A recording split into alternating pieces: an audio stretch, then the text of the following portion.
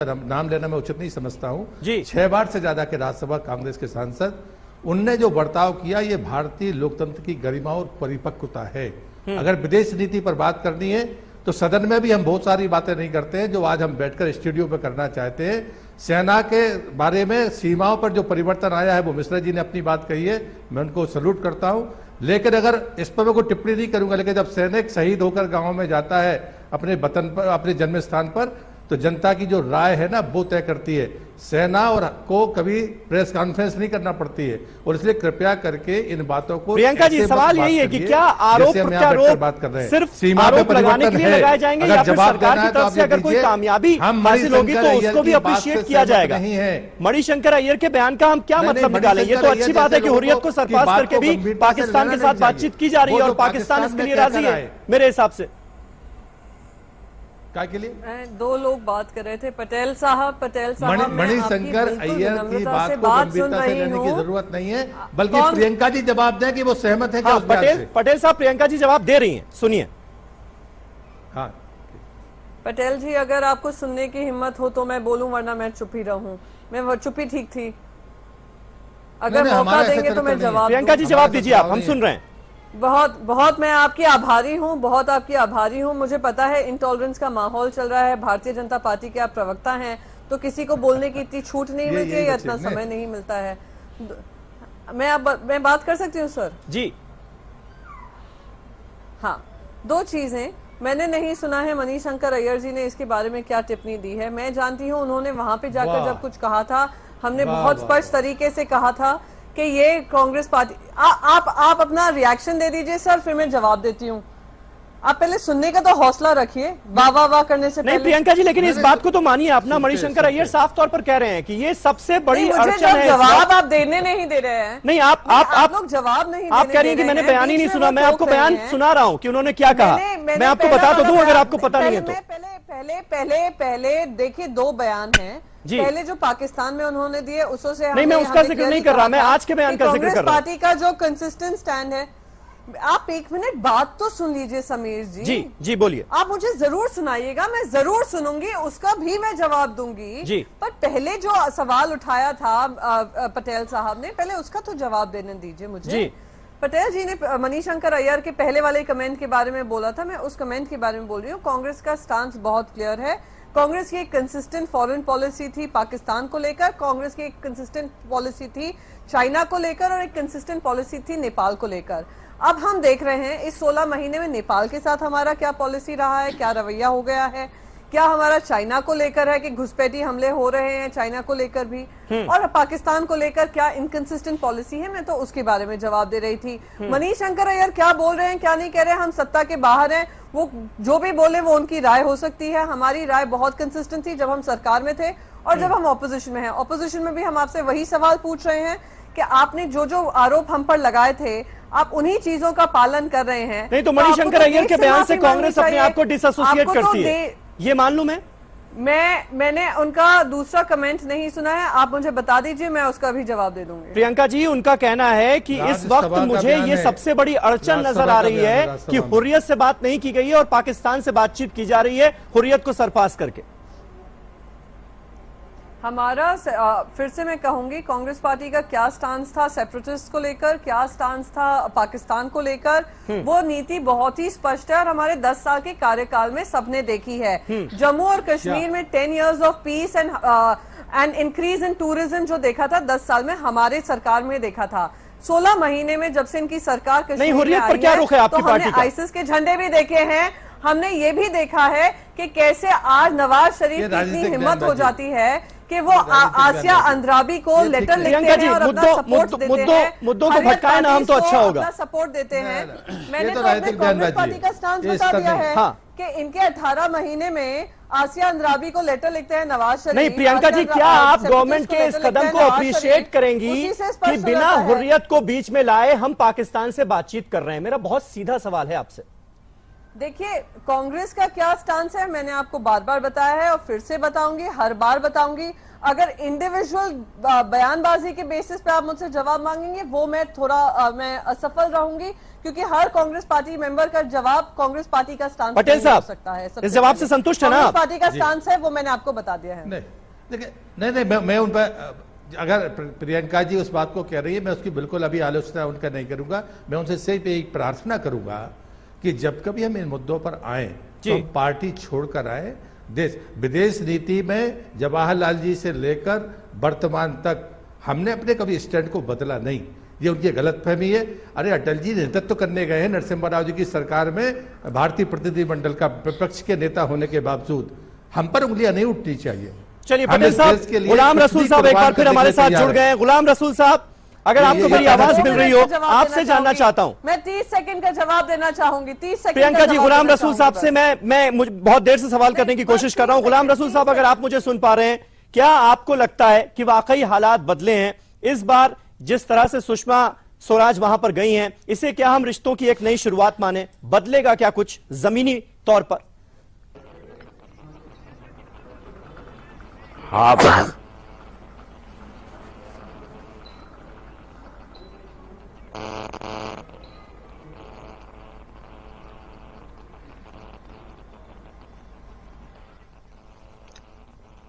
देखिए, हमेशा हिंदुस्तान ने अच्छी शुरुआत की है और हिंदुस्तान की नेक नियति पर कोई शुबह और शक करने का हक पाकिस्तान को नहीं बनता है। लेकिन पाकिस्तान अपनी नीतियों को थोपना चाहता है जो हम हिंदुस्तानियों को कतई बर्दाश्त नहीं। हम भारत सरकार से, वर्तमान सरकार से जो पूरे देश को तकलीफ है वो ये है कि जब एक एजेंडा हमारा तय हो गया और बार बार पाकिस्तान सीज फायर करे, जवानों को शहीद करे, टेररिस्टों को मदद पहुंचावे, तो अब उससे बार बार बात करने की क्या जरूरत है? उनका तो सोशल पहले बाइकाट करना चाहिए और उनसे अपने आप को दूर करना चाहिए। सच्ची बात यह है कि करीब जाने की वजह से, वरना सरताज अजीज साहब ने क्यों हुर्रियत वालों को बुलाया? क्या है हुर्रियत? जब सबको पता है। नहीं, लेकिन गुलाम रसूल साहब, आपको बिना हुर्रियत की बातचीत हो रही है। हुर्रियत को तो सरपास कर दिया गया है।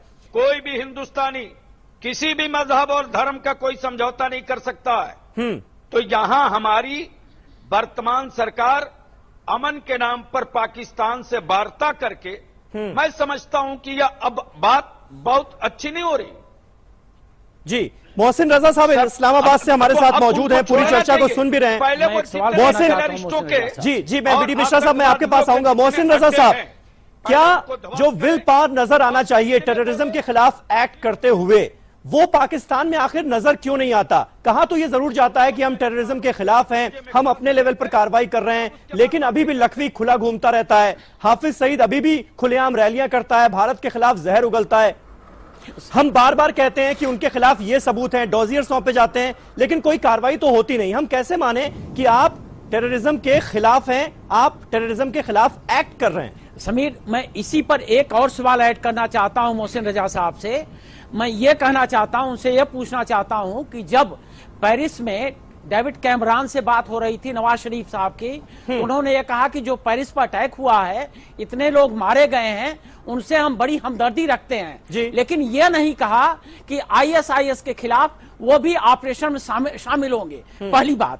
दूसरी बात यह है कि जो आज उन्होंने भाषण दिया, जवाब सुन लीजिए मोहसिन रजा साहब। नहीं, इसी के साथ हमारा प्रश्न है, जो आज उन्होंने हार्ट ऑफ एशिया में जो सम्मेलन में भाषण दिया। मैं आऊंगा आपके पास। मोहसिन रजा साहब, जो है वो दहशतगर्दी के खिलाफ ऑपरेशन कर रहा है। अफगानिस्तान के बॉर्डर के साथ पाकिस्तान ने एक बड़ा ऑपरेशन किया है। इसमें तकरीबन कोई 10 लाख से ज्यादा लोग जो थे वो डिस्प्लेस हुए। अरबों रुपए का इसमें खर्चा आया है। पाकिस्तान दहशतगर्दी के खिलाफ जंग लड़ रहा है, लेकिन जहां तक आप समझते हैं आप कश्मीरियों को दहशतगर्दों की फहरिस्त में डालना चाहते हैं, तो पाकिस्तान कश्मीरी जो अपने जस्ट काज के लिए अपनी। मोहसिन रजा साहब, मेरा सवाल बड़ा आपसे सटीक था। मैंने हाफिज सईद का जिक्र किया, मैंने लखवी का जिक्र किया, दाऊद इब्राहिम का नाम भी जोड़ देता हूं। अब आप फिर से कह रहे हैं तो, जिसके बारे में सबको पता है कि वो पाकिस्तान में रह रहा है। तो बलूचिस्तान में दहशतगर्दी करने वाले लोग हिंदुस्तान में नहीं रह रहे? क्या दोनों मुल्क एक दूसरे के दहशतगर्दों की सरपरस्ती नहीं करते हैं? क्या दोनों मुल्क एक दूसरे को नुकसान पहुंचाने के लिए काम नहीं करते? एक भी नहीं, एक भी नहीं। आपने ईस्ट पाकिस्तान मोहसिन रजा साहब, मैं आप कश्मीरियों का कत्लेआम नहीं कर रहे? मतलब मोहसिन रजा साहब, मैं एक बात और बताना चाहता हूं कि वो आपकी जमीन पर ही फलते फूलते रहेंगे, आप कुछ नहीं करेंगे। मोहसिन रजा साहब, ये मानूं आपके बयान का मतलब। मोहसिन रजा साहब को मैं ये बताना चाहता हूं कि नसीर खान जजवा इनके आर्मी कमांडर हैं वेस्टर्न आर्मी के।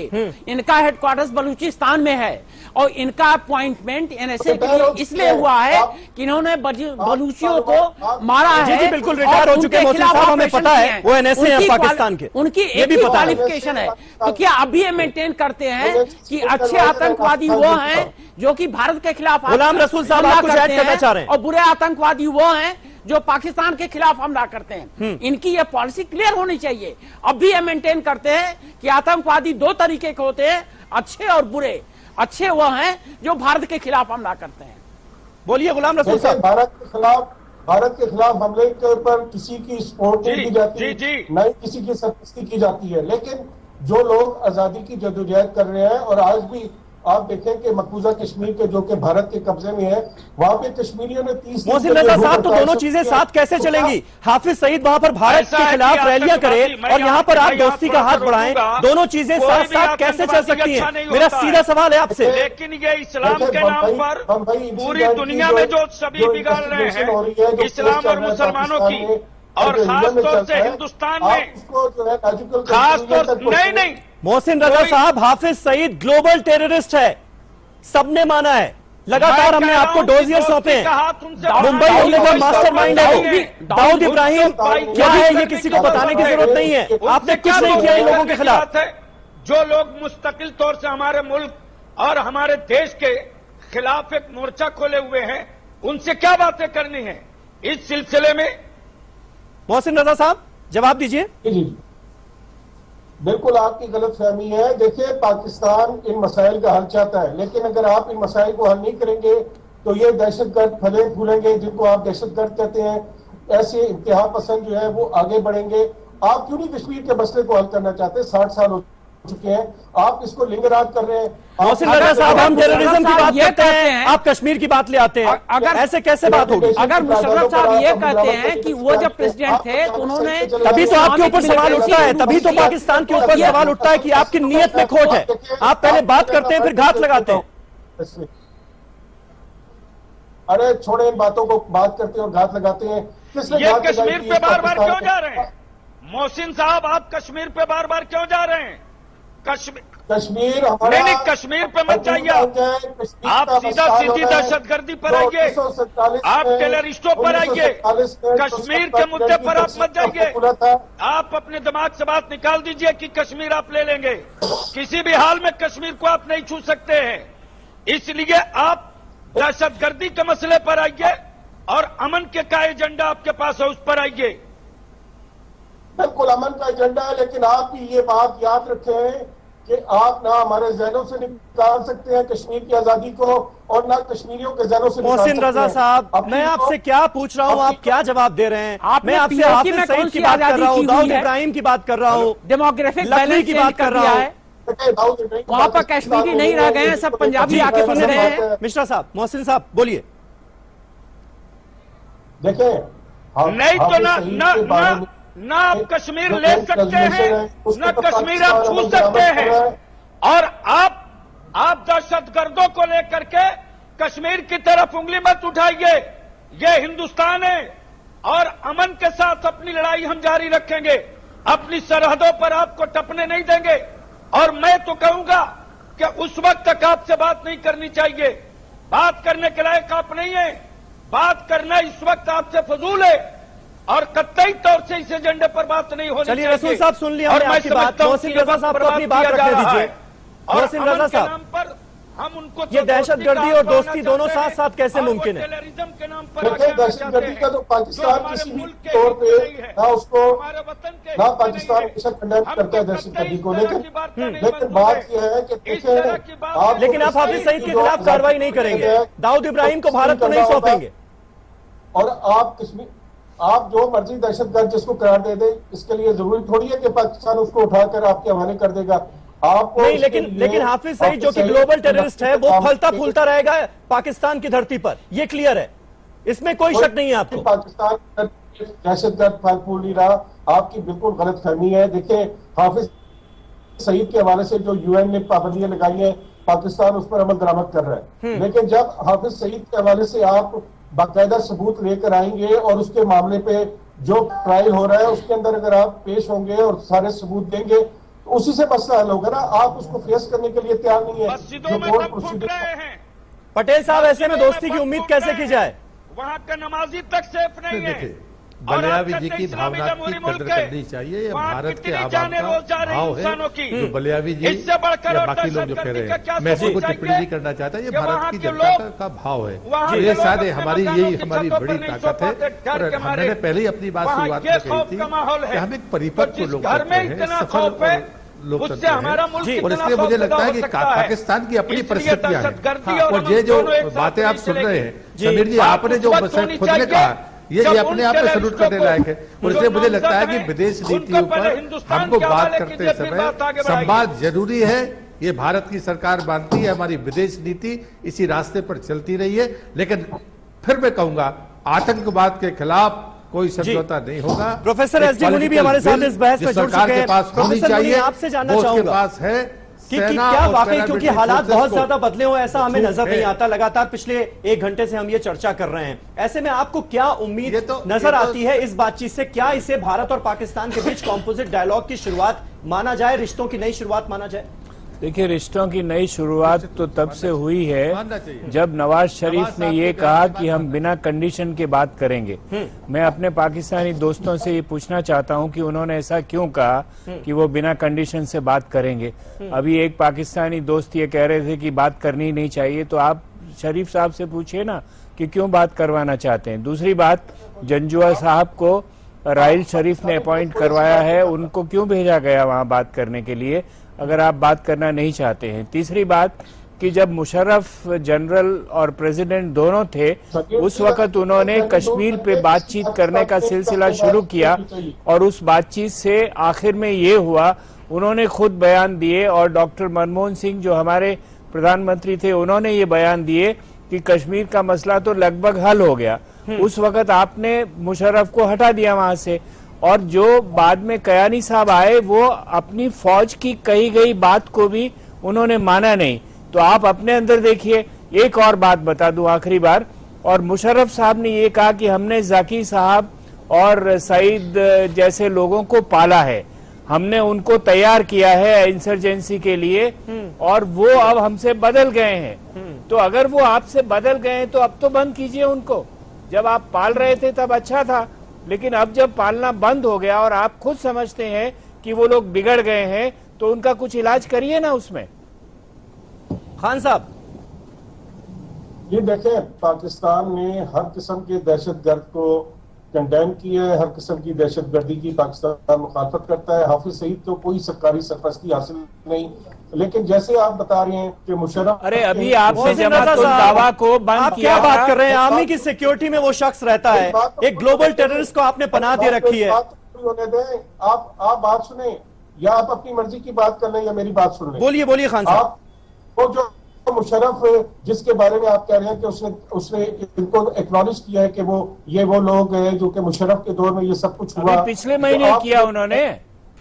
नहीं, बात सुने, इसी मुशर्रफ के साथ तो ये बीजेपी जो है बड़ा वो आगे बढ़ बढ़ के मिल रही थी, इसको आगे बुला रही थी और इसके साथ मुज़ाकरात। मोहसिन रजा साहब, हमारा दिल तो बहुत बड़ा है, हम अभी भी आगे बढ़ कर बुला रहे हैं आपसे, दोस्ती का हाथ बढ़ा रहे हैं। उसको कांग्रेस में बुला होती है ना जब पीठ में छुरा भोंका जाता है। आप दोस्ती का हाथ बढ़ाएं और इस माइंडसेट को चेंज करें कि कश्मीर को आप हड़प कर लेंगे या इधर का कश्मीर आपके पास आ जाएगा। आप खुले दिल के साथ मुज़ाकरात करें और जो मसाइल है जनाब, हमें आप बस ये भरोसा दिला दीजिए कि आप आतंकवादियों के खिलाफ कार्रवाई करेंगे, आप टेररिज्म के खिलाफ जो कहते हैं वो करेंगे। मोहसिन रजा साहब को यह भी मालूम होना चाहिए कि हाफिज सईद इनके बॉर्डर एक्शन टीम के कमांडर है जो बॉर्डर एक्शन टीम, जिसमें टेररिस्ट और इनके रेंजर्स मिलके काम करते हैं, उसके वो कमांडर है। तो कहते हैं कि उनको कोई दर्जा नहीं है, बड़ा दर्जा है। दूसरा जो सबूत की बात करते हैं, तो बताना मैं ये चाहता हूँ कि इनके यहाँ पंजाब के गवर्नर थे जी सलमान तासीर साहब, हाँ। उनको जब मार दिया गया और पूरा सबूत था, तो जब जो एक्यूज था वो पेश किया गया कोर्ट में, तो वकीलों ने उसको माला फूल चलाया। तो कौन से सबूत मानते हैं? कम से कम उसके खिलाफ तो एक्शन करें। बात सुने उसके बावजूद जिसने सलमान तासीर को कत्ल किया था, उसको पाकिस्तान की सुप्रीम कोर्ट ने सजाए मौत दी है। आप क्यों ऐसी जो हकायक है उसको डिस्टॉर्ट कर रहे हैं? पाकिस्तान में अदालतें आजाद है और कुछ भी हो जाए, वकील अगर किसी को कत्ल हुआ था ये भी जरा बताइए। एविडेंस पे एक बात बताऊं मैं जी मुनीर साहब, बहुत संक्षेप में। एविडेंस में बहुत संक्षेप में ये है कि आपके खुद FIA के डायरेक्टर, फेडरल इंटेलिजेंस एजेंसी के डायरेक्टर ने ये कहा कि जो बॉम्बे में हादसा हुआ वो हम ही ने किया था। क्यों नहीं उस पर कार्रवाई कर रहे हैं आप लोग? देखिए, जहाँ पे अदालत में बम्बई का केस चल रहा है, मैं सिर्फ ये आपसे गुजारिश कर रहा हूँ कि आप के पास जो सबूत हैं, अगर पाकिस्तान जो है, अरे आपके FIA ने कहा कि ये सबूत हैं, आप हमसे काहे पूछ रहे हैं भाई? FIA ने कह दिया, उसने बयान दे दिया, तो क्या वो सबूत है? अरे FIA के डायरेक्टर वो सबूत है। FIA के डायरेक्टर सबूत को नकार दीजिए, आप कुछ ना मानिए, आप कोई कार्रवाई ना कीजिए हाफिज सईद के खिलाफ। दाऊद इब्राहिम को भी पाल कर रखिए, कोई कार्रवाई ना कीजिए आप। प्रियंका चतुर्वेदी जी, ऐसे में क्या ये माना जाए, हम कहीं बहुत ज्यादा नेगेटिव तो नहीं हो रहे हैं? इस बहस को हमें कहीं ना कहीं एक लेवल पर ले जाना है। हम कहीं बहुत ज्यादा नेगेटिव तो नहीं हो रहे हैं, क्योंकि इससे पहले जब भारत और पाकिस्तान के NSAs बैंकॉक में मिले, बहुत सारा उसका पॉजिटिव आउटकम भी निकलकर सामने आया। जो 6 महीने से गतिरोध चल रहा था भारत पाकिस्तान के बीच, कम से कम वो टूटा। अब हम बातचीत एक दूसरे से कर रहे हैं, अच्छे माहौल में कर रहे हैं। ऐसे में क्या कुछ पॉजिटिव उम्मीद भी की जाए? 2-3 चीजें हैं, मैं यहाँ पे फिर से दोहराऊंगी कि पॉजिटिविटी है इंडिया की तरफ से, तो हमेशा पॉजिटिव रहे हैं। हमने हमेशा कहा टॉक्स होती रहनी चाहिए, पर हमने ये भी कहा है कि पाकिस्तान स्पॉन्सर टेरर हमारे देश की इकोनॉमी के लिए प्रॉब्लम कर रहा है, हमारे देशवासियों के लिए तकलीफ बना हुआ है। वो पाकिस्तान को एड्रेस करने की जरूरत है। अब जो नेगेटिविटी आ रही है वो क्लियरली पाकिस्तान से आ रही है। पाकिस्तान को हिलरी क्लिंटन भी कहकर गई थी, अगर आप सांप अपने देश में पालेंगे तो वो आपको भी डसेगा, और पाकिस्तान उससे खुद जूझ रहा है। नहीं तो प्रियंका जी, पाकिस्तान को ऐसा माहौल नहीं है कि बातचीत होनी चाहिए? नहीं, मैंने ये नहीं कहा है। मैंने क्लियरली ये कहा है कि हमारी विदेश नीति स्पष्ट होनी चाहिए और पाकिस्तान में ये क्लैरिटी होनी चाहिए कि ये बातचीत उसके देश को भी हेल्प करेगा, ना कि उसके लिए प्रॉब्लम क्रिएट करेगा। टेररिज्म से वो अगर जूझ रहे हैं, जो उन्हें अपने सांप पाले हैं, ओसामा से लेकर सारे बड़े टेररिस्ट उन्हीं के देश में पाए गए हैं, तो उनको समझने की जरूरत है कि अगर पॉजिटिव आउटलुक होना है तो उनका होना है। हम तो अभी भी पॉजिटिव है, हम तो अभी भी कह रहे हैं बातचीत होती रहे और मुद्दों पे बातचीत हो और दोनों देश आगे बढ़े, क्योंकि हम पड़ोसी हैं। पर अगर उनको नहीं समझ में आ रहा है, वो उनकी दिक्कत है। पटेल साहब, यूपीए की सरकार जब थी तो बीजेपी की तरफ से ये आरोप लगाए जाते थे कि भाई ऐसे माहौल में हम बातचीत कैसे कर सकते हैं, आतंकवाद और बातचीत साथ साथ कैसे हो सकती है। आज आप वही काम कर रहे हैं। आप ही के नेता यशवंत सिन्हा कह रहे हैं कि भाई ये बड़ी ढुलमुल नीति है सरकार की। नहीं, मुझे लगता है कि हमने उस समय पॉलिटिकल बिल पर सवाल किए थे, नीति पर हमने कभी सवाल खड़े नहीं किए। दूसरी बात मैं आपसे कहूंगा कि मैं तो यही चाहूंगा, प्रियंका जी बाद में हमको सही कह रही हैं, हमने हमेशा ये माना और इसलिए मैं तो ये मानता हूं कि हमारे पड़ोसी देश में शांति हो, वहां लोकतंत्र मजबूत हो, ये संवाद आगे बढ़े। नवाज साहब ने जो कहा है कि वो आतंकवाद के खिलाफ कार्रवाई करेंगे, हम यही प्रार्थना करेंगे कि वो अपनी बात में सफल हों। और मुझे लगता है कि जो हमारे पाकिस्तानी मित्र कह रहे थे, तो मैं उनसे नहीं कहूंगा कि जब आप अपने किसी अधिकारी के बात को बयान नहीं मानते लेकिन हाफिज सईद की बात को बयान मानते हैं, ये ठीक नहीं है, इसको बंद करना चाहिए। मोहसिन रजा साहब, देखिए, मैंने उससे इनकार नहीं किया जो कि FIA के डायरेक्टर खोसा साहब ने एक आर्टिकल लिखा था। उन्होंने आर्टिकल में ये लिखा था कि इस किस्म के वाकयात नहीं होने चाहिए और पाकिस्तान को ऐसे काम नहीं करने चाहिए। मेरा ख्याल है कि ये एक सोच बन रही है, अगर ये एक मुस्बत सोच सामने आ रही है तो इसका इंडिया की तरफ से भी मुस्बत जवाब आना चाहिए। लेकिन अगर आप कश्मीर के मसले पे मुस्बत जवाब नहीं देंगे तो फिर इन दहशत गर्दों को या इंतहा पसंदों को या जो भी जिहादी हैं उनको तकवीयत मिलेगी। और आप इन लोगों को किसी भी सूरत में कश्मीर के मसले को हल किए बगैर इस मसले को खत्म नहीं कर सकते। हमें चंद लोगों के खिलाफ जाने के बजाय प्रोफेसर मुनी, क्या ये बात इसलिए भी हो रही है क्योंकि भारत पाक एनएसए जो वार्ता हुई उसमें ये साफ तौर पर जिक्र हुआ कि जम्मू कश्मीर पर भी हमने बात की, आतंकवाद पर भी बात की, यही तो इसलिए पाकिस्तान ऐसे स्टेटमेंट्स दे रहा है क्या? हाँ, यही मैं पूछ रहा हूँ आपसे कि आप बार बार क्या कह रहे हैं कि कश्मीर पे बात होनी चाहिए। अभी 5 दिन पहले तो हुई है। अपने आप नेशनल सिक्योरिटी एडवाइजर से पूछिए, उनसे पूछिए कि ये बयान में क्यों लिखा गया कि हमने पॉजिटिव बात की है जम्मू कश्मीर पर भी। एक तरफ भारत ने APSC के लीडरों के आने के ऊपर मुज़ाकरात को खत्म किया था, और अगर अब भारत ने जम्मू कश्मीर के ऊपर बातचीत का आगाज किया तो ये अच्छी बात है। हमें से क्या अच्छी बात है? ऐसी बात है प्रोफेसर मुनी, आखिर में इस बहस के मैं चाहूंगा आप जरा हमारे दर्शकों को ये बताइए कि ये जो मुलाकातों का दौर हो रहा है, क्या इसे रिश्तों की हम नई शुरुआत माने, और एक आम आदमी क्या उम्मीद करे कि इन मुलाकातों से निकलकर क्या आएगा? देखिए, रिश्तों की नई शुरुआत अवश्य है ये जी, और उसके ऊपर और मैं समझता हूँ बढ़ोतरी होगी हाँ। जब मोदी जी सार्क में वहां पर जाएंगे। लेकिन दारोमदार इस पे रहेगा कि वहां की फौज आतंकवाद को कैसे रोकना चाहती है। अगर फौज आतंकवाद को रोकेगी नहीं और हाफिज सईद और जाकी साहब को घूमने देगी इधर से उधर, तो ये बात आगे नहीं बढ़ पाएगी। चलिए, बहुत बहुत शुक्रिया प्रोफेसर SD मुनी साहब, गुलाम रसूल बलियावी साहब आपका भी, प्रियंका जी आपका भी, प्रहलाद सिंह पटेल जी आपका भी, और इस्लामाबाद से मोहसिन रजा साहब हमारे साथ जुड़े हुए थे। आप सबका बहुत बहुत शुक्रिया। तो कुल मिलाकर भारत की तरफ से मैसेज ये साफ देने की जरूरत है। हमारे जितने भी सिक्योरिटी एनालिस्ट यहां पर मौजूद थे उन सबका ये कहना है कि आतंकवाद अगर साथ साथ चलता रहेगा तो बातचीत आगे मुमकिन नहीं होगी, लेकिन हमारी ये फितरत है और हम लगातार ये बात साबित भी करते रहे हैं कि हमारी तरफ से हमेशा दोस्ती का हाथ बढ़ाया जाता है। अब ये पाकिस्तान पर निर्भर करता है कि वो हमारी पीठ में खंजर इस बार भी भोंकता है या फिर हमसे हाथ मिलाता है, दिल भी मिलाता है। सीधा सवाल में आज मेरे साथ बस इतना ही। एक छोटे से ब्रेक के बाद भी खबरों का सिलसिला लाइव इंडिया पर जारी। नमस्कार।